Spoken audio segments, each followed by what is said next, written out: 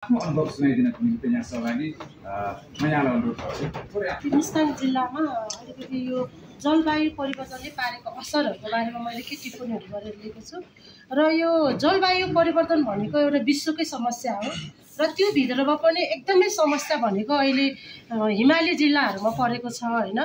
यो जलवायु परिवर्तनको असर मुख्य गरेर हिमाली जिल्लामा परेको छ। कृषि र यो पर्यटनलाई एकदमै समस्या पारेको छ र स्वास्थ्य समस्याहरू पनि परेको छ। मैले बुदागतहरूमा लेखेको छु। यो मुख्य भनेको हजुरको उत्पादनमा एकदमै समस्या आएको छ, किनभने म आफै पनि महिला उद्यमी र मैले धेरै मुस्ताङ जिल्लाका किसानहरूबाट यहाँ उत्पादन हुने यो मेरो फलफुल प्रशोधन उद्योग पनि भएको कारणले यहाँका विभिन्न ठाउँका किसानहरूको जुन उत्पादनहरू मैले खरिद गरेर प्रशोधन गर्ने भएकोले मैले अनुभवहरू गुटालेको छु।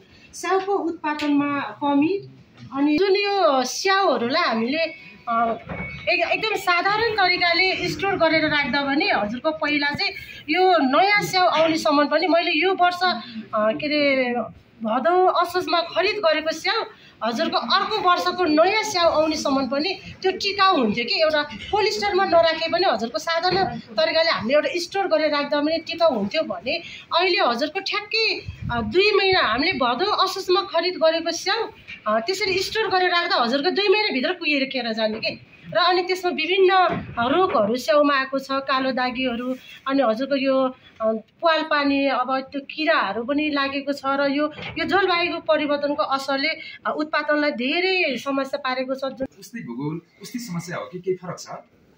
अब समस्याहरूको कुरा गर्दाखेरि करिब सबैको समस्या उही हो जस्तो लाग्छ। यो जलवायु परिवर्तनको कारणले गर्दाखेरि बस्तीहरूमा चाहिँ तपाईँको नदीको तटीय क्षेत्र चाहिँ बस्तीभन्दा माथि उठिसकेको अवस्था, त्यहाँ भएका ढुङ्गा गिटी बालुवा चाहिँ उत्खनन गर्न पनि कानुनी समस्या, त्यस्ता कारण थुप्रै छन्। अब यो हामीले एकजनाले मात्रै पहल गरेर चाहिँ यो समस्याको समाधान ल्याउन सक्दैनौँ। स्थानीय स्तरबाट ऊर्जा प्रयोगमा पनि के अरे फरक ढङ्गले प्रयोग गरेर यसलाई पनि न्यूनीकरणको उपायमा हामी लान सक्दछौँ। जस्तो कि अब अहिले चाहिँ बजारमा जताततै नेपालमा पनि इभी गाडीहरू चलिरहेका छन्। त्यसले चाहिँ ऊर्जा मैत्री हुन्छ, वातावरण मैत्री पनि हुन्छ। त्यसले चाहिँ यो जलवायु परिवर्तन जुन चाहिँ भइरहेछ वर्षेनी चाहिँ यो तापक्रम बढ्ने कुरा, त्यसलाई चाहिँ यसले के हदसम्म पनि न्यूनीकरण गर्छ जस्तो लाग्छ। अर्को कुरा ऊर्जाको कुरा गर्दाखेरि अब मुस्ताङ जस्तो ठाउँमा के अरे एकदमै पारिलो घाम लाग्ने ठाउँमा अब सोलर एनर्जीको कुराहरूमा पनि हामी अब किन नजाने भन्ने कुरामा पनि नेपाल सरकार यसमा चाहिँ गम्भीर हुनुपर्छ जस्तो लाग्छ। र सँगसँगै अब हामीले चाहिँ अघि मैले भने जस्तै रेजिलियन्स र अनि त्यसपछि एडाप्टेसनको कुराहरूमा पनि हामी गम्भीर हुनुपर्छ। जहाँसम्म यहाँहरूलाई चाहिँ म के अरे मेरो चाहिँ अनुरोध के पनि छ भनेपछि मुस्ताङ जिल्लामा अब यो हिमाली जिल्ला भएर पनि विगतमा चाहिँ हिउँ पर्ने कारणले गर्दाखेरि यहाँ माटाका घरहरू थुप्रै छन्। माटाको घर चाहिँ अहिले समस्या त्यहाँनिर पनि आइसकेको छ। अब मैले हाम्रै स्थानीय चाहिँ तहमा चाहिँ 2-3 वर्ष लगत्तै तपाईँको माटोको घरको छानहरू चुहिएर अनि भत्किने क्रम चाहिँ दिनानुदिन बढ्दो क्रममा छ। ती माटोको घरहरूलाई पनि अलि आधुनिक प्रविधि पनि युज गर्ने र अनि विगतको चाहिँ जुन ट्रेडिसनल लुक्स छ त्यसलाई पनि नबिग्रिने गरे के गर्न सकिन्छ त भन्ने कुराहरूमा हामी गम्भीर हुनुपर्छ जस्तो लाग्छ। जस्तो कि हामीले चाहिँ अब केही क्षेत्रहरूमा छाना रुफिङमा चाहिँ अब यो चाहिँ बिटुमेन भन्ने एउटा पदार्थ पाइँदो रहेछ।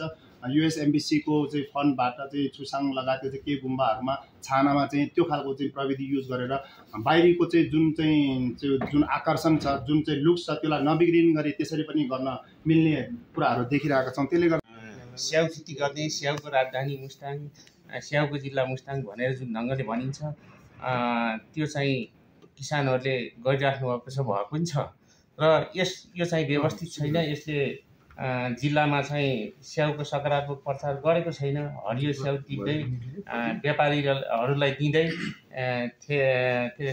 ठेकेदारहरूले किन्दै जुन ढङ्गले लाने काम भएको छ, यो काम चाहिँ मुस्ताङको स्याउको गुणस्तर, यहाँको स्याउको इज्जत नबढाएको हुनाले सम्बन्धित स्थानीय तहले स्याउलाई चाहिँ ग्रेडिङ र प्रभावकारी रूपले गर्ने चाहिँ स्थानीय तहले जुन ढङ्गले लैजानुपर्छ त्यो हो।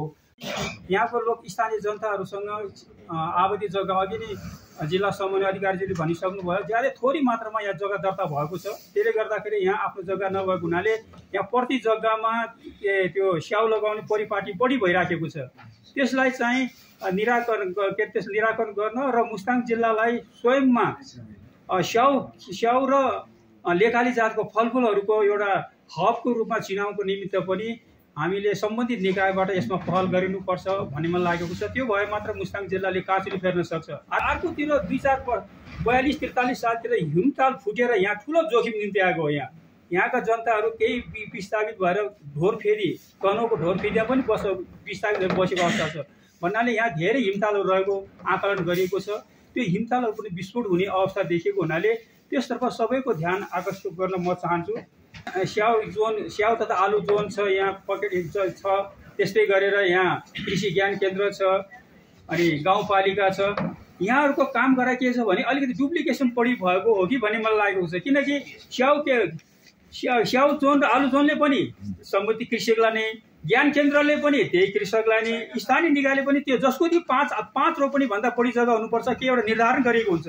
त्यसले गर्दा साना किसानहरू ज्यादै नै मर्का परेको हुनाले यो स्याउ जोनलाई एउटा ठुलो किसानहरूलाई दिने, त्यसपछि ज्ञान केन्द्रलाई एउटा जिम्मेवारी दिने, त्यस्तो स्थानीय निकायले त्यो साना किसानलाई समेट्ने गरेर यसरी जान सक्यो भने बल्ल जनताले सरकारको अनुभूति गर्न सक्छ। वास्तवमा यहाँ अब यो जलवायु परिवर्तनको असरले गर्दाखेरि विभिन्न तहका सरकारहरूबाट भएका लगानीहरू पनि खेर जाने अवस्था देखिरहेको छु। विभिन्न किसिममा अलिकति व्यवस्थित रूपमा तटबन्धहरू नभएको, ती बर्खेयाममा फेरि लडेका सडकहरू भत्किएका, ती यावत सरकारी बजेटहरू खेर गइरहेको अवस्था, विभिन्न सरकारी निकायहरूबाट स्याउ खेतीलाई विभिन्न अनुदानहरू दिएर राज्यको ठुलो अनुदान त्यसमा खर्च भइरहेको अवस्था छ। अब भोलिको दिनहरूमा हामीले सोच्ने हो भने अब यो स्याउ उत्पादन पनि हुने हो कि नहुने हो। यो जलवायु परिवर्तनको असरले गर्दा यत्रो सरकारको लगानी, कृषकको लगानी, मेहनत कतै माटोमा मिसिने त होइन भन्ने एउटा ठुलो चिन्ता पनि छ। त अन्तर्राष्ट्रिय जगतमा यसको ठुलो आवाज उठ्नुपर्छ होला। अझ म स्थानीय तह सरकार वडाको एउटा वडाध्यक्ष भएको नाताले भन्नुपर्दा हामी स्थानीय तह सरकार र अझ वडामा भन्नुपर्दाखेरि त विभिन्न विषयहरूमा बजेट विनियोजन गर्नुपर्ने हुन्छ। यो जलवायु परिवर्तनलाई, यसको जलवायु परिवर्तनमा यो न्यूनीकरणको विषयमा यसमा बजेटको लागि त हामीसँग त अत्यन्त नगण्य मात्रामा हुन्छ। खैर फेरि यो भनेर हामी कानमा तेल हालेर आँखा चिम्लेर बस्न सक्दैनौँ। कार्यक्रमको हिसाबले हामीले विभिन्न चरणमा चाहिँ 77 सालदेखि नै, स्थापना कालदेखि नै हालसम्म चाहिँ मुस्ताङ जिल्लामा स्याउको कार्यक्रमहरू सञ्चालन गर्दै आएको छ। र यसको यसरी हेर्दै जाने हो भने विगत वर्षहरूमा स्याउको उत्पादन, स्याउको क्षेत्रफल विस्तार हुँदै जाने र पहिला चाहिँ लोकल स्याउहरूको बगैँचा विस्तार हुँदै गएको थियो। र पछिल्लो समय यो जलवायु परिवर्तनकै सन्दर्भमा के भयो भन्दा लोकल स्याउहरूमा यो मौसम परिवर्तनको कारणले गर्दा रोग किराको प्रकोप बढ्ने, त्यस कारणले गर्दा अहिले चाहिँ पछिल्लो वर्षमा चाहिँ के भइरहेछ भने हाई डेन्सिटीको भन्नाले हाइब्रिड भेराइटीको स्याउको आगमनले गर्दाखेरि र हाम्रो यो सबै निकाय, कृषि ज्ञान केन्द्र, स्याउ जोन भयो, अनि शीतोष्ण बागवानी विकास केन्द्र, हाम्रो स्थानीय निकाय तहहरूसँग समन्वय गरेर हामीले समयमै विषादी होइन कि हामीले चाहिँ यो अर्ग्यानिक प्राङ्गारिक विषादी भनौँ, जैविक विषादी जस्तो सर्बो ओइल यस्तो प्रयोग गरेर चाहिँ हामीले निराकरण गरेर गत वर्ष हामीले साँच्चै गौरवका साथ भन्न सक्छौँ 91 करोड जति भन्दा बढीको चाहिँ हामीले कारोबार गर्न सफल भयौँ, उत्पादन गर्न सफल भयौँ र हामीले 88 करोडभन्दा बाहिर निर्यात गर्न सक्यौँ। यो हाम्रो गौरवको विषय हो। किन भन्दा यो जलवायु परिवर्तनको बावजुद पनि हामीले गत वर्ष राम्रो उत्पादन लिन सक्यौँ। र अब हामीले गर्नुपर्ने भनेको के हो त भन्दाखेरि हाम्रो अहिले विषादी प्रयोग गर्नुभन्दा पनि अब हामीले जोगाउने भनेको हाम्रो के भइरहेछ भने हामीले चाहिँ यो हामी विभिन्न कार्यक्रम अन्तर्गत चाहिँ अहिले यो हाम्रो कार्यक्रम स्याउ बगैँचा विस्तार कार्यक्रम अथवा हाम्रो स्याउको बगैँचा व्यवस्थापन कार्यक्रमहरूमा चाहिँ हामीले के गरेका छौँ भने जलवायु परिवर्तनकै सन्दर्भमा हाम्रो माटो बिग्रेको छ, त्यसो भएर विषादी होइन, हामीले अर्ग्यानिक फर्टिलाइजर, हामीले प्राङ्गारिक मल लिएर आउनुपर्छ भनेर हामीले कार्यक्रममा जोड गरेका छौँ। किसानहरूलाई हामी कृषि फर्म, कृषक सहकारी संस्थाहरूलाई हामीले त्यही अनुसार हामीले निर्देशन गरेका छौँ, हामीले सुझाव दिएका छौँ, त्यही अनुसार भइरहेको छ। र अर्को कुरो के भने पानीको मुहानहरू सुकिरहेछ, हाम्रो बगैँचाहरू सुकिरहेछन्। त्यो भएको कारणले हामीले अहिले के गरेका छौँ भने बगैँचामा पनि ड्रिप इरिगेसन, त्यो किन भन्दा पानीको सदुपयोग संरक्षण गर्नुपर्छ। त्यो पानीलाई जब जोगाउन सकिन्छ अनि हाम्रो चिसान रहिरहन्छ र हाम्रो चाहिँ उत्पादन बढ्न सक्छ। त्यो भएको हुनाले हामीले के गर्यो भने सोझै खोलै लाउने हाम्रो स्थिति छैन। अब पानीको मुहानहरू सुक्दैछ, जस्तो धियामा चाहिँ समस्या भइरहेको छ। ड्रिप इरिगेसन, थोपा सिँचाइ प्रविधि, इभन हामीले यहाँ ताङ्गेमा आलुमा पनि हामीले के गरेका छौँ, पानीलाई संरक्षित गर्नुपर्छ। यो जलवायु परिवर्तनको असर गरेर चाहिँ हामीले जलवायु अनुकूलन गर्नुपर्छ भनेको हिसाबले हामीले के गरेका छौँ भने उहाँहरूलाई पनि आलुमा पनि त्यही स्प्रिङ्कलर के अरे ड्रिप इरिगेसनको सिस्टम चाहिँ अहिले हामीले उहाँहरूलाई चाहिँ यो प्रयोग गर्न चाहिँ सुझाव दिएका छौँ। हस् धुपमा जसरी हावाको चापिए त्यो भएको थियो त्यो अनुसार बहावको अनुसार घुम्ला त्यो कालीपुरतिर हिउँ पर्यो हिउँदोमा। त्यस्तै गरेर पूर्वतिर भन्यो भने यो दोलखादेखि लिएर हाम्रो मनाङसम्म पनि हिउँ पर्यो। तर यो मुस्ताङ जिल्लातिर मात्र हिउँ पर्न सकेन। त्यसले गर्दाखेरि यो प्रमाणित गर्छ कि एकदम जल्दो फल्दो यसले उदाहरण प्रस्तुत गर्दछ। र गत वर्षदेखि नै यो अब 2 वर्ष पुरै भयो कि हिउँ पर्न छोडेको छ यसमा। अब त्यसले गर्दाखेरि यो सबैभन्दा बढी जोखिम र सबैभन्दा प्रभावित जिल्ला नेपालको मुस्ताङै हो भन्ने मलाई लागेको छ।